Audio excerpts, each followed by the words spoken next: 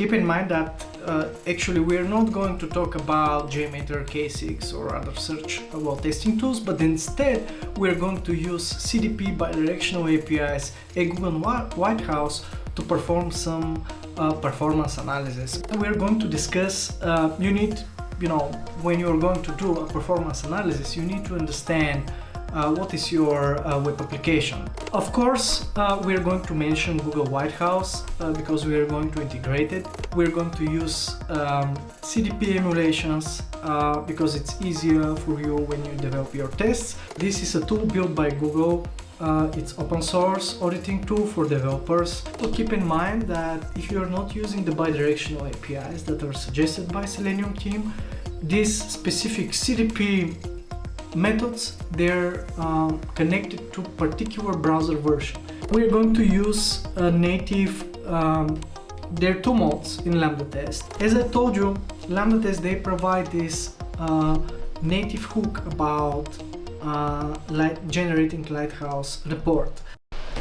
Hi guys, greetings from Bulgaria. This will be our next module out of our course about advanced test automation framework development. This time we're going to integrate performance testing tooling into our framework. Keep in mind that actually we're not going to talk about JMeter, K6 or other search testing tools, but instead we're going to use CDP bidirectional APIs, 𝐒𝐞𝐿 and Lighthouse to perform some performance analysis, but more about that later. Before we begin, please subscribe to the channel, hit the ring bell if you haven't done so that you get notified when new videos are published. Also check the Awesome Test Lambda test blog because there are many detailed articles that can help you to be a much better test automation engineer. Now, in the links below you will find all helpful resources such as some relevant videos that I'm going to mention through the module, also some helpful articles of the code examples. They're part of a GitHub repo, if you remember. So you need to clone this repo. It's called PWA test framework. And I suggest to check and watch all of the modules from start to beginning, from the first to the last, because I try to, when I record all the different modules, I try to make them not connected between each other. However, in every module we're upgrading our current framework. So instead of having a separate repo, we have a single repo where each module has a dedicated branch. So for this particular module, you need to check out this performance tools branch.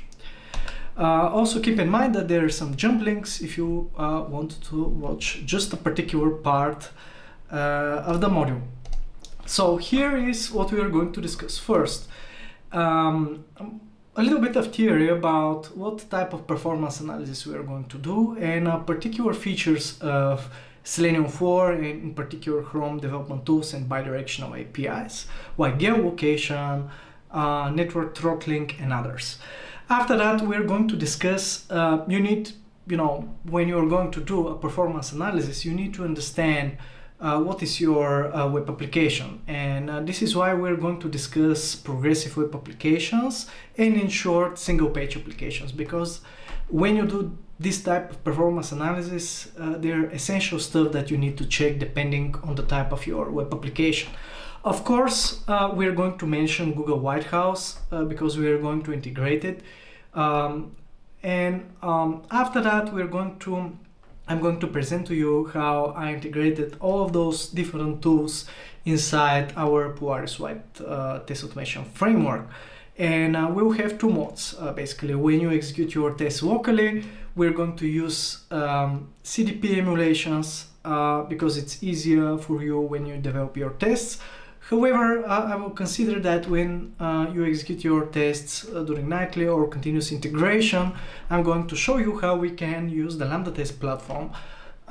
So we're going to have a switch there because they have many native capabilities, for example, for geolocation, network throttling, native integration with Google Lighthouse. So we're going to use a combination between Lambda test APIs, Lambda test hooks, Lambda test Selenium capabilities to enable all of that, and on top of them we're going to add some assertions because we need, over time, to verify the performance of our web application. So let's begin and talk about these different testing tooling that's available for you in Selenium. The first thing, again, I have a very detailed, another video that is very detailed talking about this type of geolocation, localization testing. I will put the link below, but right now I will just give you very quick overview about these different types of testing that we can achieve with certain emulations part of the Chrome development tools, and of course now we can access them through Selenium 4. So this localization testing and using the sensors of your browser, we can basically change where we are and simulate that. And certain applications, like especially the ones that are having a map or whatever, will adapt the UI and the content for a specific region or locale. As you can see here, we can change the locale and the time zone. We're going to integrate that. It's important capability of our framework. When you change the location, for example, your website can be translated to another language. Particular features can be turned on and off. For example, the text might be displayed in another format, left to right, right to left, etc. So yeah, also we can do a globalization testing, which is focused more on product features and capabilities that allow the app to be used globally. For example, able to change the language of the website, support multiple languages, different time zones, support for various number of formats. As you can say, they will be changed depending on the country. These text formats, left to right, right to left, etc. Also, we can do this geolocation testing, as the name suggests, is a type of testing where you perform tests on your website from IPs of various countries worldwide. You can apply geofencing, which is a method to send notifications, geotagging, allowing you to put geographical tags over social media elements, geo-blocking for restricting particular content, like this YouTube video here, etc. And regarding our current topic about performance testing, as you'll see, we can emulate particular stuff, like for example the geolocation in Chrome Developer Tools. Of course, this won't probably change the performance of your application. However, if you use the native capabilities of Lambda tests for geolocation, they're going to execute your tests really in this particular location that you mentioned, for example, Finland or United States. And this means that depending on where your server is, probably the speed of your website will be different. Nowadays, we use content delivering networks, CDNs, and load balancers to handle that. However, all of that should be tested, right? And we can use this in conjunction with network throttling. In a minute, I'm going to show you what this is, but basically we can simulate different network speeds, like 3G, 4G, 5G, etc. And again, you can emulate that in Chrome, but through Lambda tests, they have these native capabilities to do so via Lambda test hooks and some Selenium capabilities that I'm going to show. Now, also another part that you can do natively with Lambda tests, but also nowadays with bidirectional APIs, is that we can record all of the requests and responses. This is again important for performance analysis. Because imagine maybe when your web application is hosted behind a load balancer, you need to check whether all of the resources are loaded with the correct times. You can check, for example, the compression, because on one node this can be turned off, on the other turned on. For example, I had a case where I had to test captchas and their images because they can be loaded from different nodes. And this can vary depending on the load balancer and its rules. Also, the same is valid for the CDN and its settings. And it's important when you catch and record all of the requests in the responses, you can assert that the size of all of the requests. This might be very important to check whether they were received from the cache or fetched directly from the server. In a minute we're going to discuss progressive web applications, and as you learn, this is very important for progressive web applications. And as I said, we have other emulations. We already integrated that into our framework. If you remember, in the driver factory we can emulate different devices, and here in this mid-tier mobile we can emulate network speeds like 3G, 4G. You have some limits with the available pre-configured options in Chrome Developer Tools. However, in Lambda Test, as I'm going to show you in the documentation, we have a little bit more options. All right, so let's talk now about progressive web applications. One very popular, this is not an advertisement, I just use the Starbucks app because it's a very popular website that it's progressive web application. To explain it, so a progressive web application, or PWA, is a type of a web application that leverages modern web technologies to deliver an app-like experience to users across different devices and platforms. PWAs combine the best of both web and mobile applications, providing benefits of web technologies like accessibility, rich with performance, user experience, typically associated with native mobile apps. And we have responsiveness. They're designed to work on any device. They have offline capabilities, which is very interesting because they're web applications, right? And they use service workers. In a minute I'm going to show you a live demo. They can cache resources and content, allowing users to access the application even when they're offline or on a poor network connections. Of course, some of the features will be limited, but still you can open it even if you're offline. Also, as you can see here, you can install that on your device, no matter whether this is a desktop or mobile, including the ability to see it full screen, or to have an icon on the home screen. Also, you have automatic updates. They will be updated automatically in the background, ensuring users always have access to the latest version without needing manually to download updates. However, doing this performance analysis, you need to understand how this works, because many often there are some nitty-gritty details that we need to consider when we do this type of performance analysis. Again, through the CDP, you can, or when you check the recorded responses, you can check whether the requests were received from the cache or not. You can turn off the cache and see what happens. You can access, for example, some of the data that it's recorded into the local storage or the session storage, etc. So when we do this performance testing, we need to ensure that our progressive web application loads quickly across different devices and network conditions. Lambda Test is excellent for that, or this type of emulation. This includes testing the loading speed of the initial page and any subsequent navigations, because like single page applications, initially when we load the application, all of the resources are cached and downloaded, right? Also, we need to ensure that the PWA renders smoothly with minimal lag, especially during transition animations and when there is a background update. Again, you need to simulate that, and maybe there are some push notifications.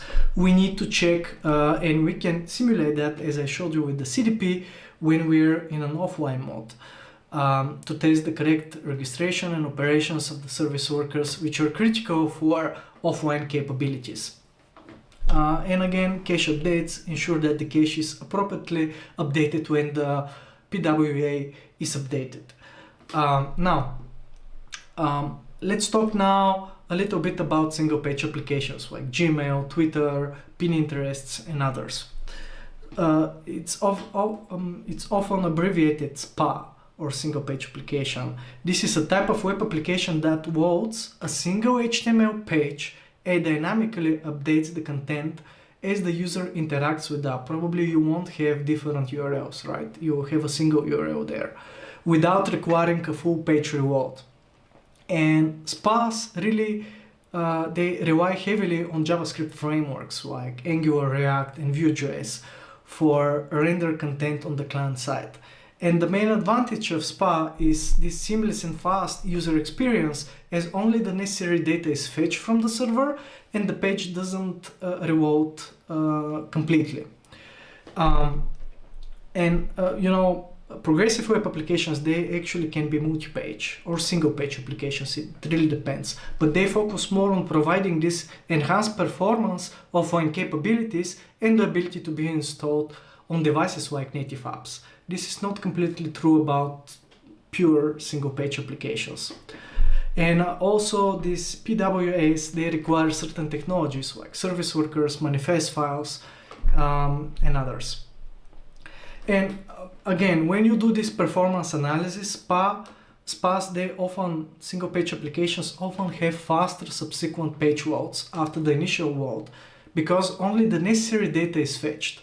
But they can have a slow initial load if the JavaScript bundle is large. And they can suffer from performance issues if they are not optimized properly, particularly on mobile devices with poor network conditions. Let me show you. Here I have opened here some of these applications. When you open the Chrome Developer Tools and you go to application, you will see all of those background services, right, that are syncing the application behind the scenes.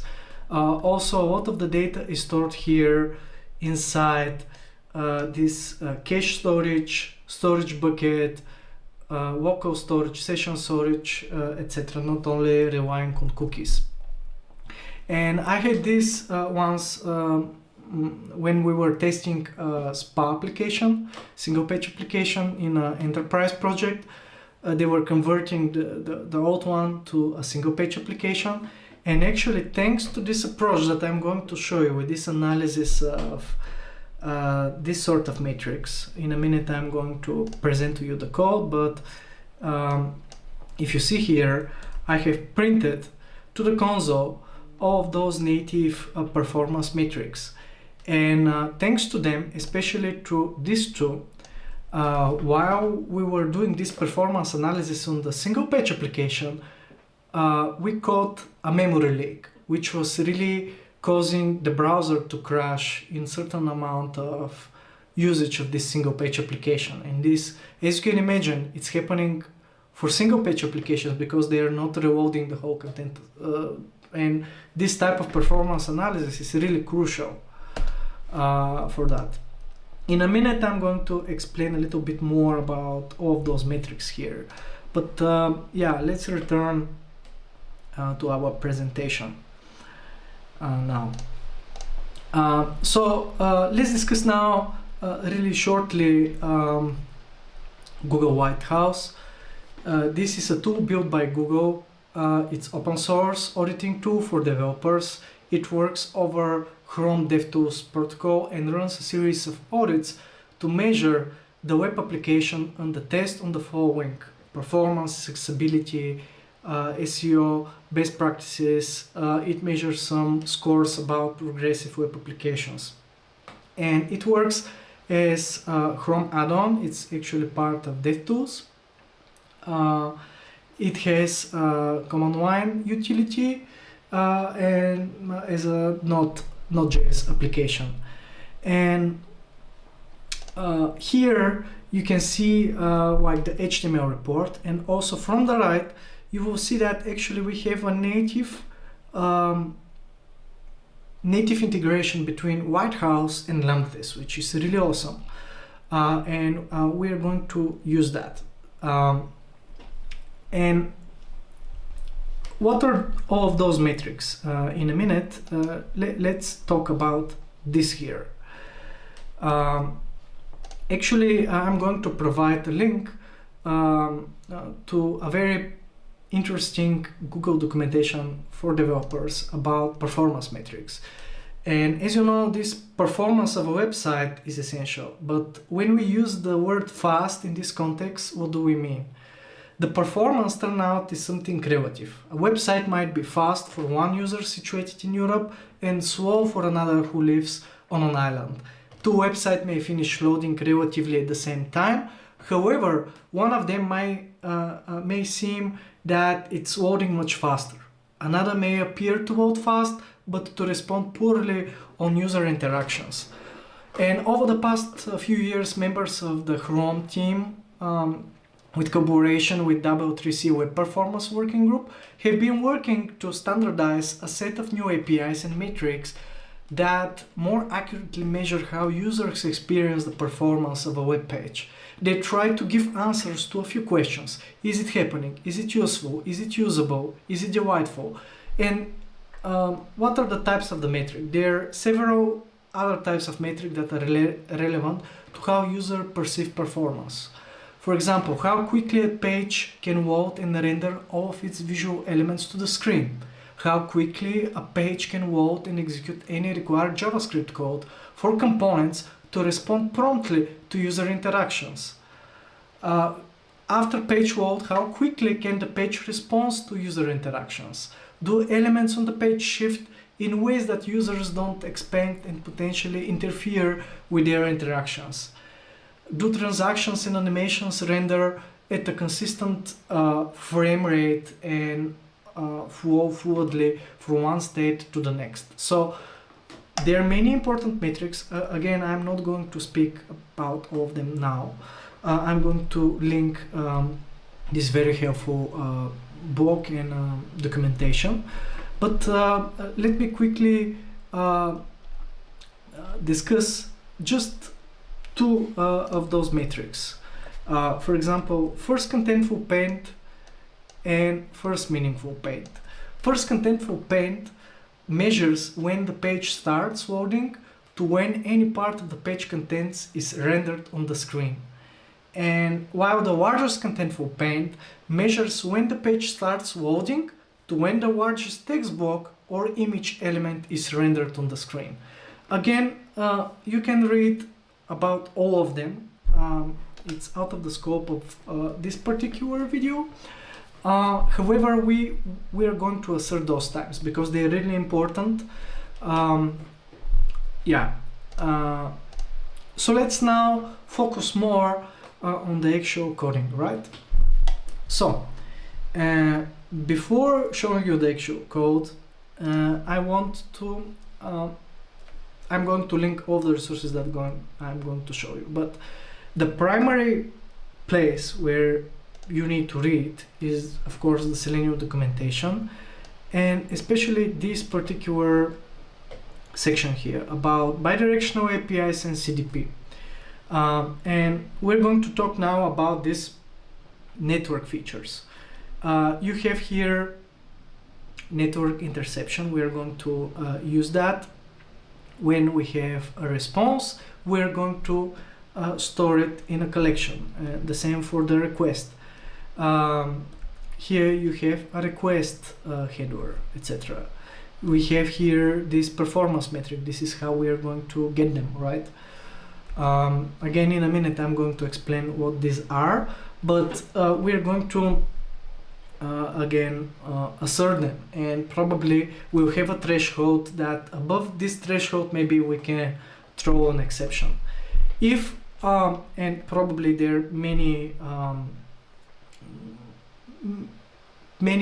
of the capabilities of DevTools Protocol are not really documented here because there are quite a lot. You can find them. I have shared a few times this excellent documentation about the DevTools Protocol. This is the website, Chrome DevTools 𝐒𝐥𝐻ub.io. And from the left, you can find all of the different domains. So for the current module, we are going to use this performance domain and the emulation domain. So in the performance domain, on top, you will find all of the available methods. We are going to use this get metrics. And also, before getting the metrics, we need to enable recording the metrics, of course. And be careful, you will find and you will be able to execute all of these commands via C# and Java and other languages. However, don't use these experimental options because many often they are deprecated. And also keep in mind that if you are not using the bidirectional APIs that are suggested by Selenium team, these specific CDP methods, they're connected to particular browser version. This means that if something worked in version 115 of Chrome, and if you update up to 120, something might not work. However, most probably, for most of the time, if you are not using the experimental options, you are safe. However, as you will see in the code, there is a drawback about that, because every time you need to update your usings and mention the exact browser version there. And the second domain that primarily now we're going to use in this particular module is called emulation. And in the emulation, here we have geolocation override. We can override the metrics. We already did that. Also, you can set a particular user agent. You can override the time zone, and many more, as you can see here. Again, half of them are experimental, so don't use them. All right, this is regarding the CDP and what we are going to use there. As I said, usually during local development and debugging sessions, I suggest to use this type of emulation, but later when you execute your tests in the cloud, obviously it's better to use the native capabilities of Lambda tests. And this is why I'm going to provide you all of those links, for example, for network throttling. As you can see here, this is a native capability that we can enable through this capability, network throttling. And there are particular values. As I said, we have regular 4G, regular 3G, regular 2G, offline, etc., which is excellent, and you can use them. Here you can see the download and the upload speed. As I said, and as you'll see, actually we can, through this Lambda test hook, we can set different download and upload speeds if you want really something custom. Most of the time, probably these pre-configured profiles will work for you, but if you need something else, this is Java. Actually here, as I'm going to show you, in C# we'll just use dictionary of string and object and provide of these key value pairs. That's it. And I'm going to wrap this in a Lambda test hook class. Next, as another capability, we can set the time zone. Again, this is not affecting the and talking about the performance, but it's something about these emulation techniques. It's interesting. Next, if you want to download such a file, this is like a zip file for all the requests and responses. You can do that as part of the 𝑨𝒏𝒕𝒐𝒏 API. There is a method I'm going to show you that we can add that to our service utility class to download this zip file with all the requests. It's useful to have a library for making some assertions that I'm going to show you, that there are no error codes, or for checking for sizes of the responses and the resources. However, sometimes it's useful to have this zip file so that, for example, when you need to further deep dive with the developers of the web application, you can just attach that to a bug report or to this analysis report, and you can give them this zip file, which is excellent instead of writing something custom, right? All right, so again, here I'm going to give you this about network throttling. Also, you can change, there is a capability like language, and you can set a different language here for the application and emulate that. Also here you can find some Android locales.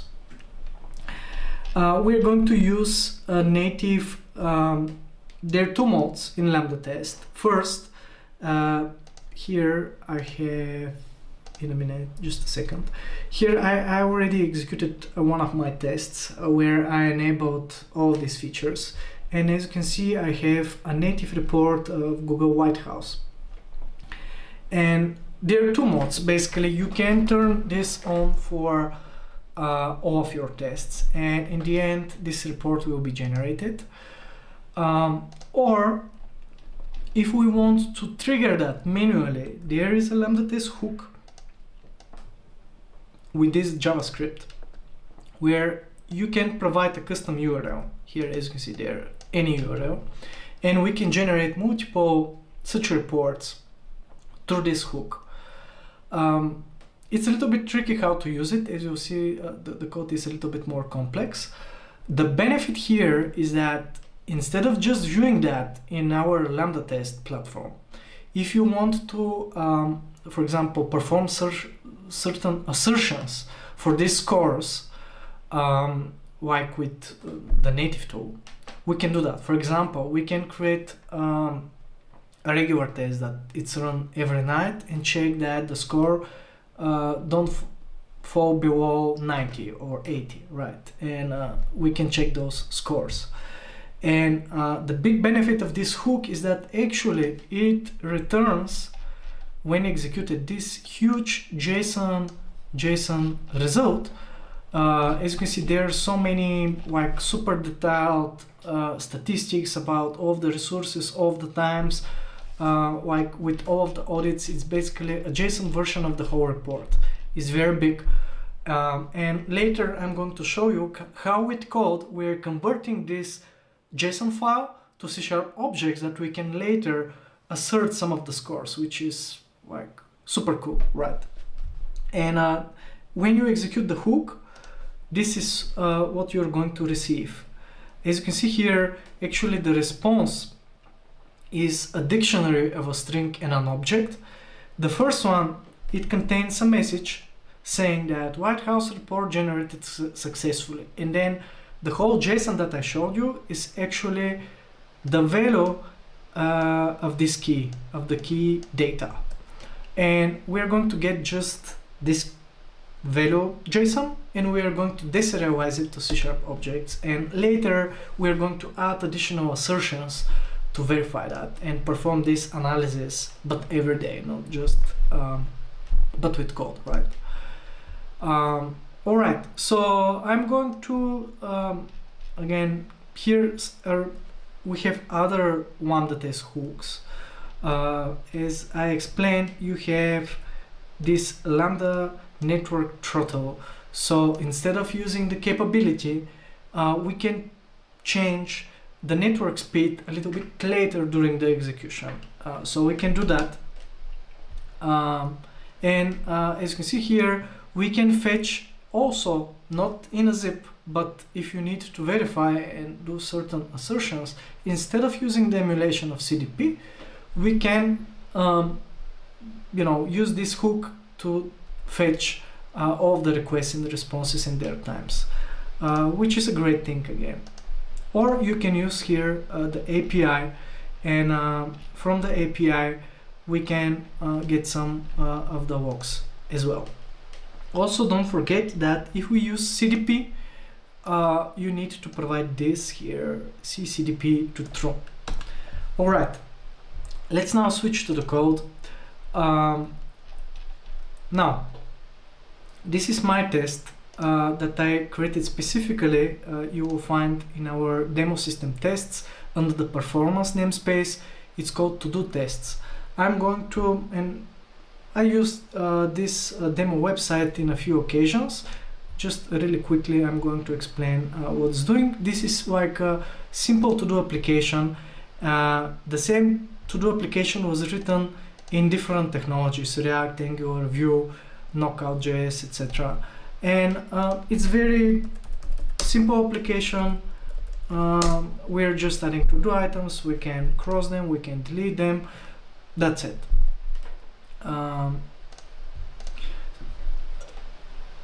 again, the actual implementation is not really important. We are using our framework to navigate to the page. I'm opening a specific technology, and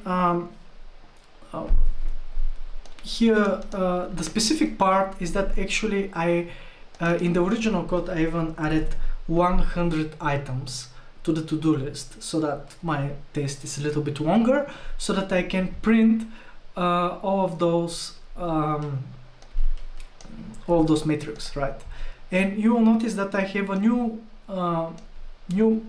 methods part of my DevTools service. It's called getPerformanceMetrics, and I'm calling this result because I don't want to make the whole test asynchronous. And we are printing to the console all of the metrics. Of course, we don't need to manually do that every time, but this is I just wanted to print here to show you what all those metrics are. Again, some of those performance metrics are some internals for the Chrome browser. I don't understand all of them. You can check in details the Chrome for Developers website. There are some, most of the time when you do this performance analysis, probably you won't care about most of them, but at least these 5 that are at the bottom are very important. DOM content loaded, navigation start. I told you about these 2 about the heap, that you can catch memory leaks. Now we're going to use our plugin architecture for, as you can see here, I added a bunch of attributes. In a minute I'm going to explain them, but let's first take a look into what methods we added to this service here, to our DevTools service. So initially in our DevTools service we had just a few methods about capturing and listening to the console logs, JavaScript exceptions, and pinning the script, right? Now I added other methods for starting network traffic monitoring. You will see that I have concurrent back collections containing information about the requests and about the responses. Why concurrent back but not a list? Because all of this is happening in parallel of those requests, and a regular collection probably you will receive deadlocks. This is why this special concurrent back collection part of the C#, it's thread safe, and we're going to collect all the requests there. You will notice that this network domain part of the bidirectional APIs, they have 2 events, response received and request sent, and we subscribe to them, and we are just adding all the information in our 2 collections. And in order to start monitoring, of course, we need to call this method. The clear network traffic, basically we are wiping out these two collections.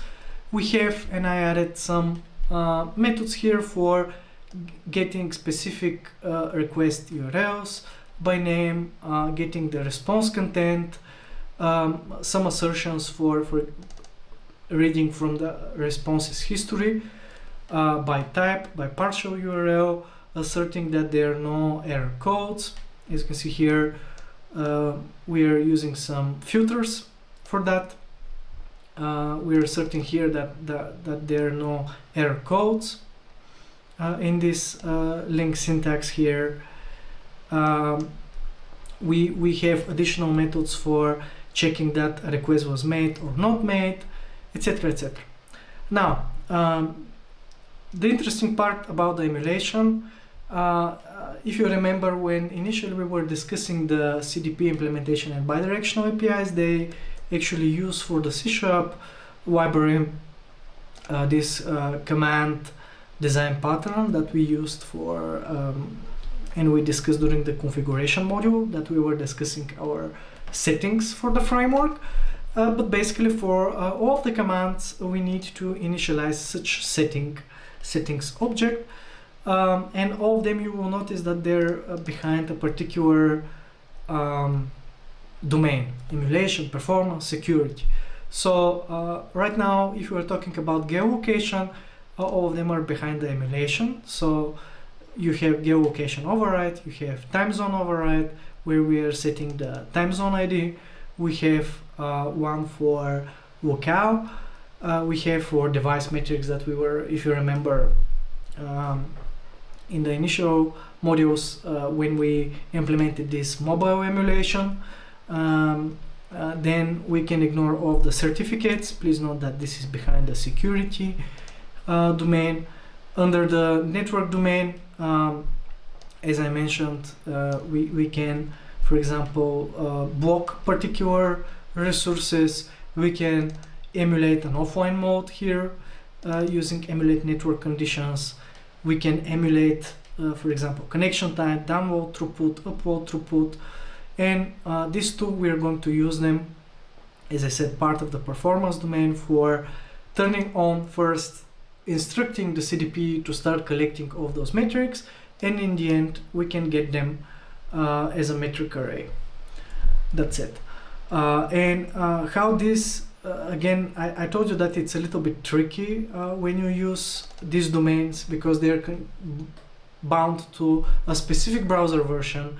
And if you remember here, we have a global using class.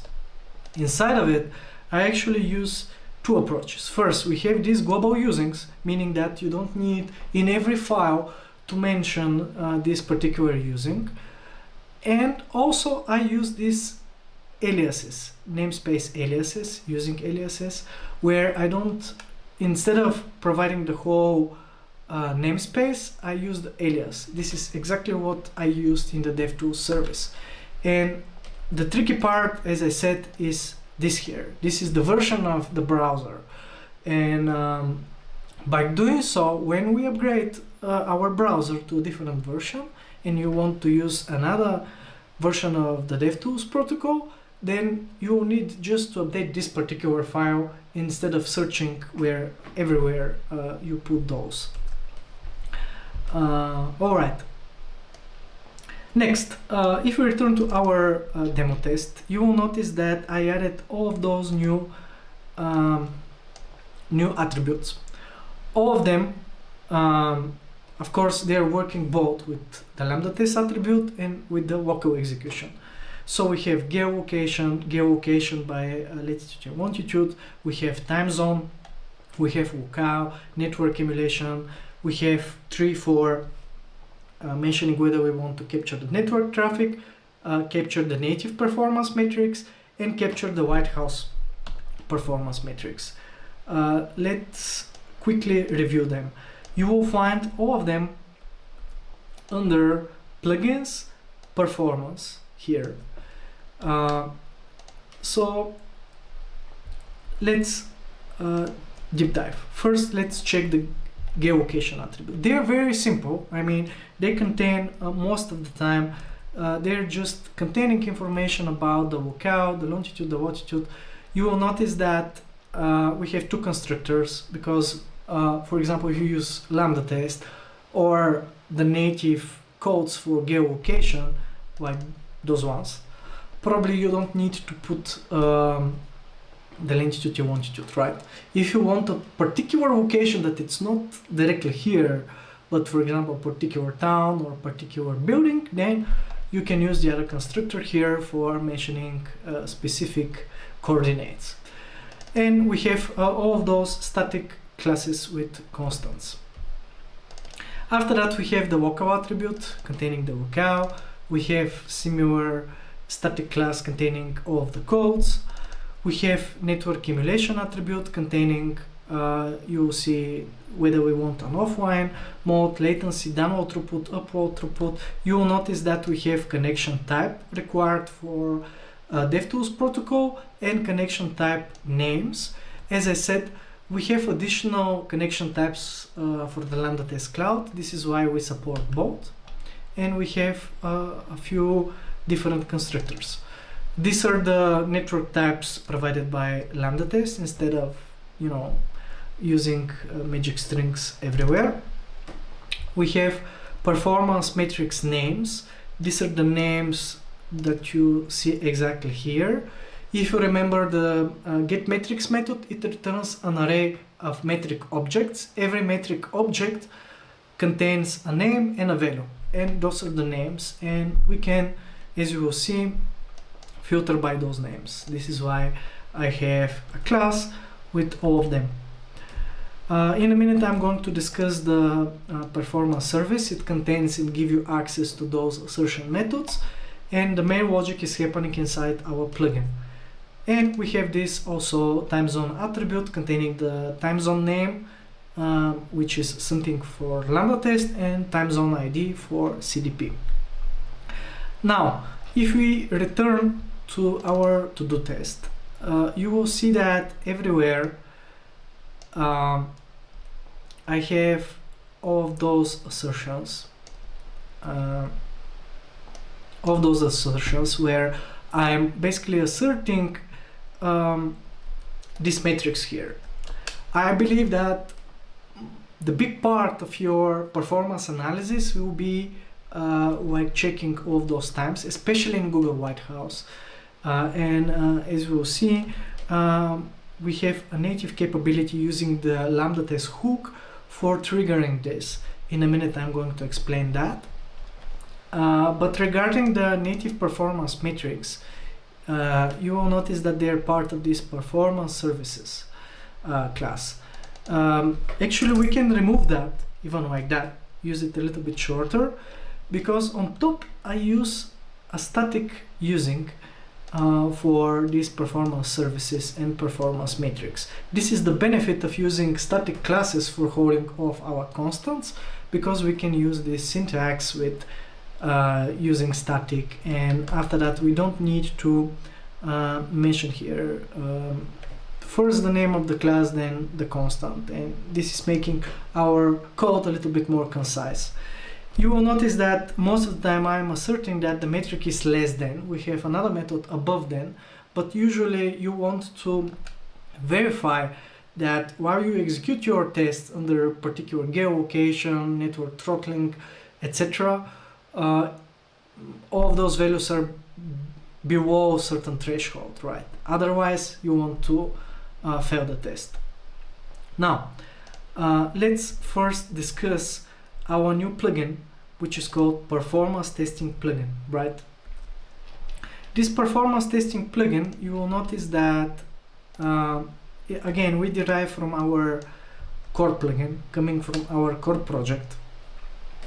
And we execute particular logic before the test initialize, after the test initialize, and after the test cleanup. Usually, as you will see in the before test initialize, since this plugin will be executed before our browser launching plugin, we are going to add new capabilities. These new capabilities, we are going to instruct our driver factory that when starts the execution in Lambda test, we want to use these new capabilities. In a minute, you're going to see what we do here. The big part of this plugin here, you will notice, is actually we are using some reflection to get these custom attributes. On purpose, I didn't make a generic method for that. We can definitely do that. Instead of having 7 methods, we can create, for example, a method like that. Get T attribute, and we need to mention here where T attribute derives from one attribute. And then instead of having all of them, we can use just the generic version. That's fine. But yeah, most of the time, again, we use usually attributes or annotations in Java for providing meta information. Like in our case, we are setting the locale, the geolocation, the time zone, whether we want to capture a performance matrix, etc. So here in the initial part of all of those methods, we are just getting information about whether we have the attributes or not. Everywhere we are checking, is this here, is it set? If it's not set, of course, we are not going to set these custom grid options. These custom grid options is just a dictionary of string and objects. I have added that to our driver factory. And you will notice that here, when we add these grid options for usually we provide them and we set them in our Lambda test attribute right here in the grid arguments. Mainly here we are setting whether we want a video, whether we have a tunnel, setting the build, etc.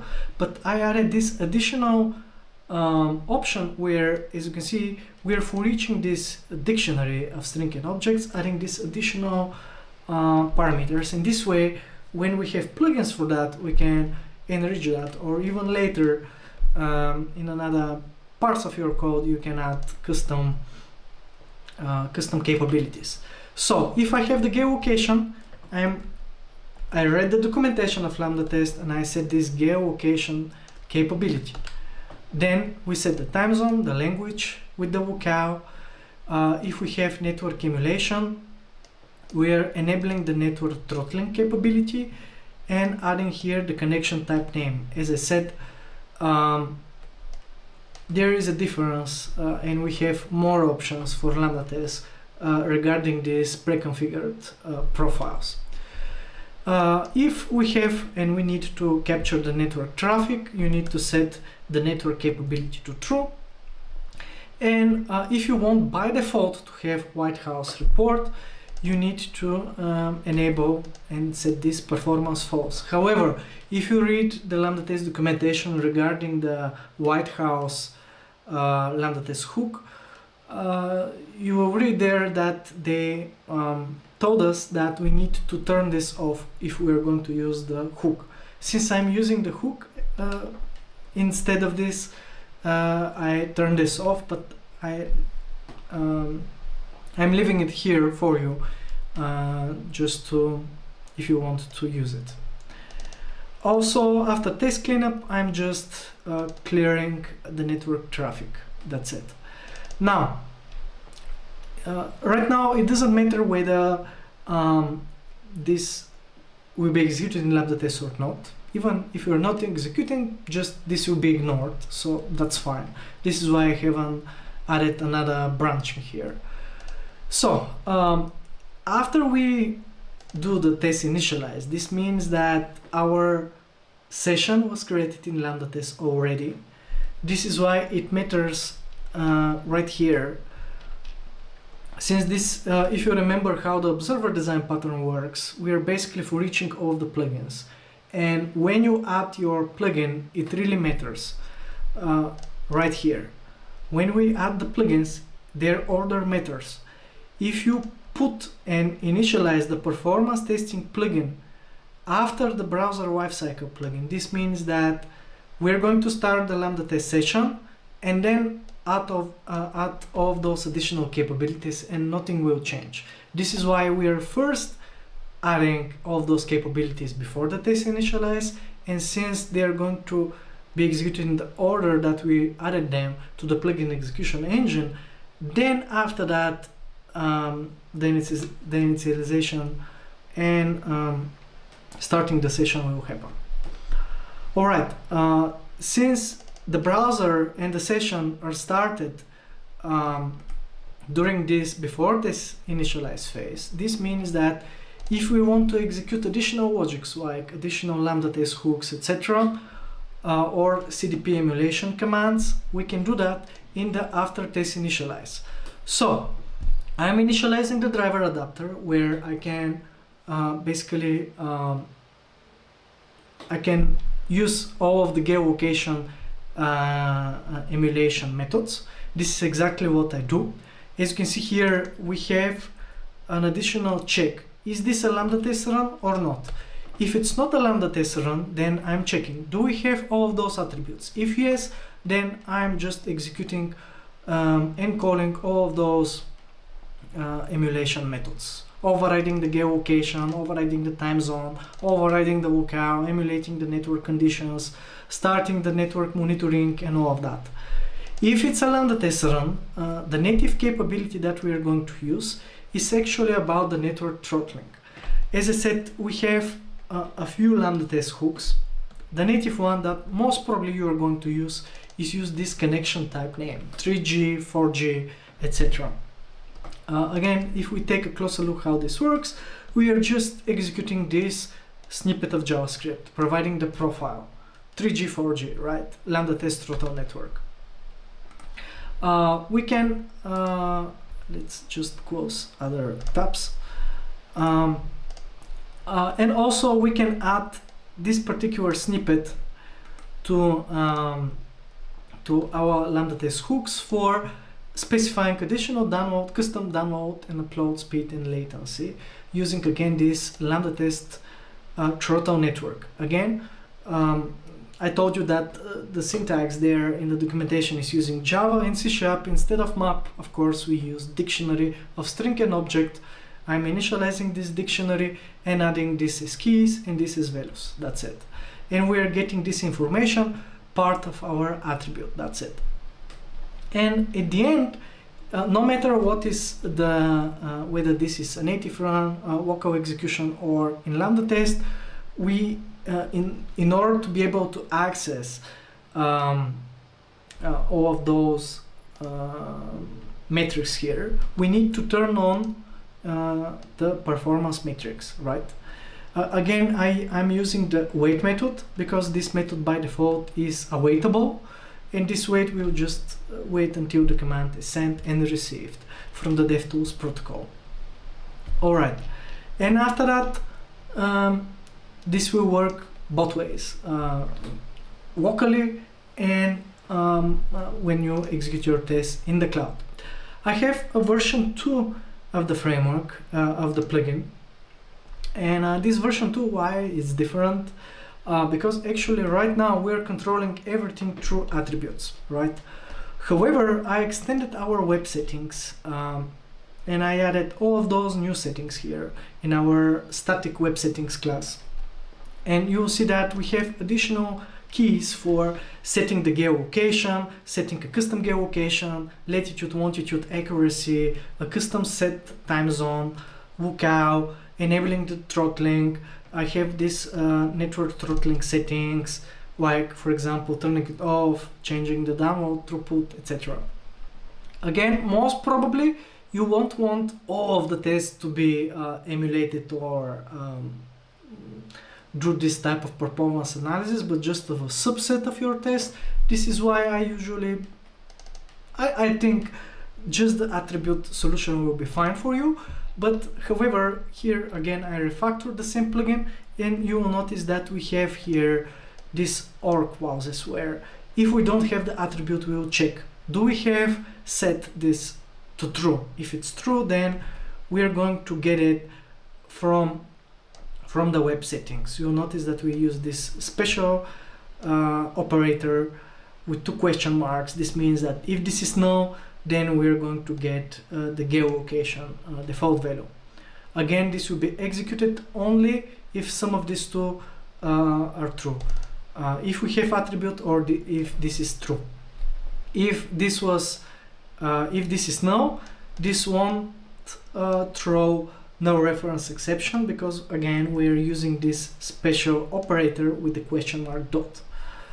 And C# is protecting us instead of having very complex if conditions here. So I refactored the whole code to support that. As you can see here, we're using the web settings.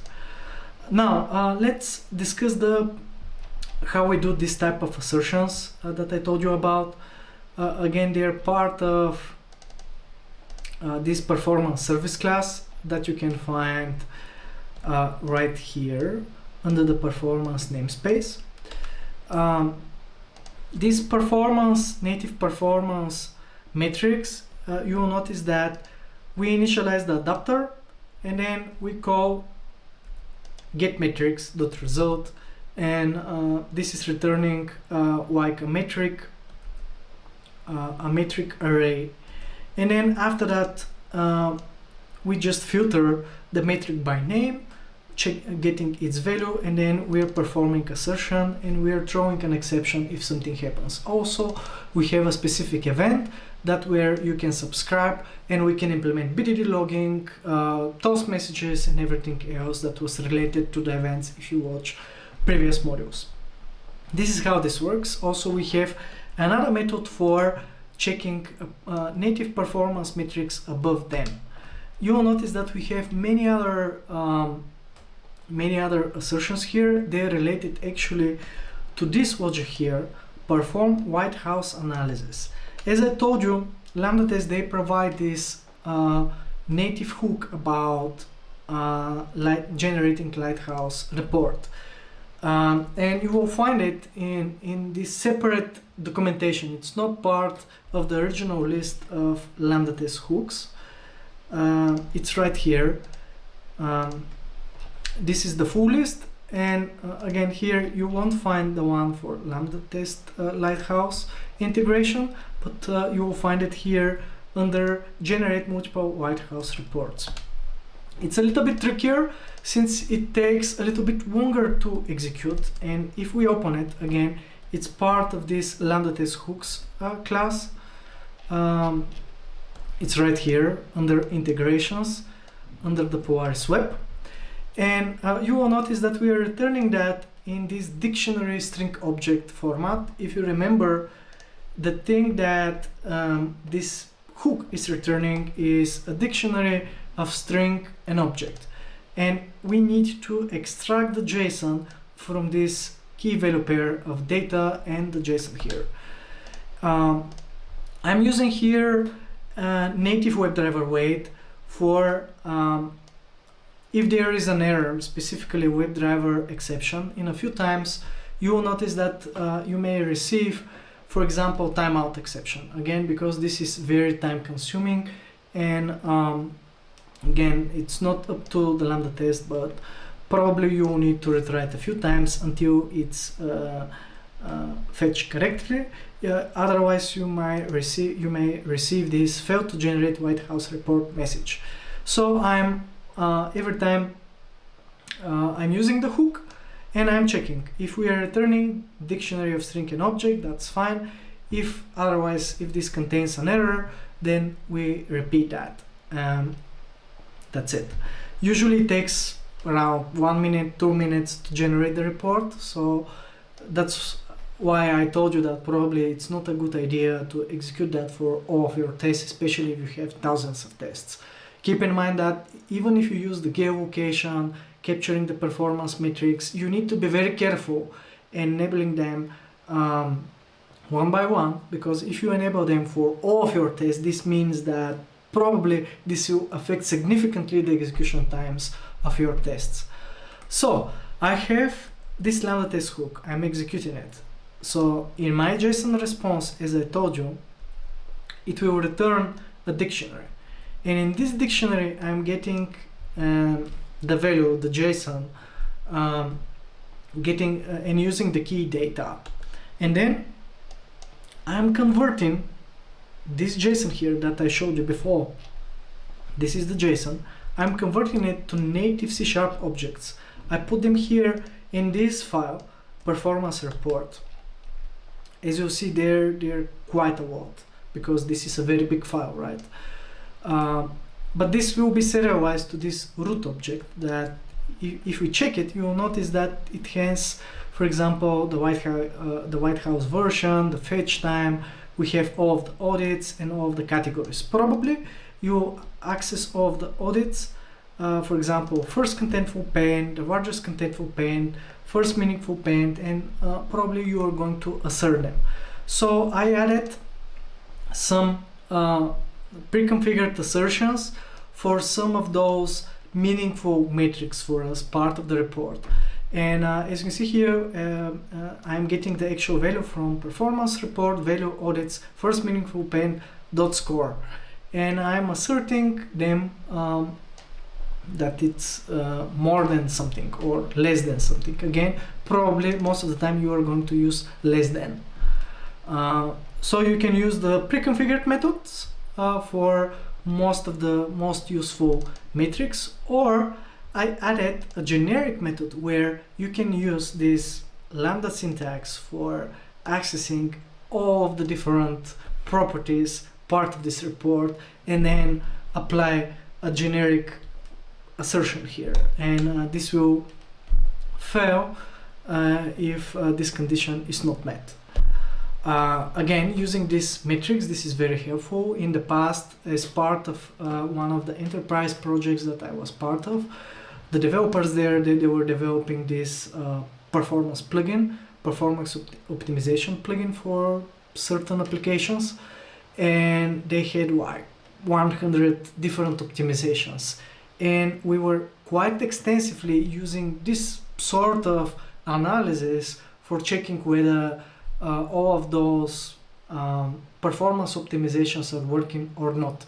Again, using this native integration between Lighthouse and Selenium, and all of those additional metrics that are part and provided by Chrome Developer Tools. Together, again, with these verifications for capturing the network.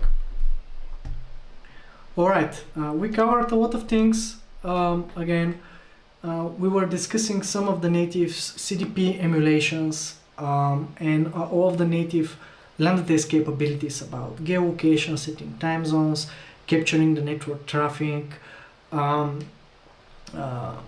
Also, we discussed the progressive web applications, single page applications, what is Google Lighthouse, how we can implement and integrate all of those emulations inside our framework using the observer design pattern together with our plugin architecture. We extended the DevTools service. Yeah, quite a lot. In the next module, we're going to cover some security best practices. In our framework, we are going to add new services. It will be very interesting, so stay tuned. So, thank you for watching. If you have any questions, put them in the comments below. As always, check the awesome Lambda test blog and the community website, and don't forget to get your free certification about technologies such as JUnit, TestNG, NUnit, MS Test, WebDriver, APM, and many more. Thank you for watching, and see you in the next module.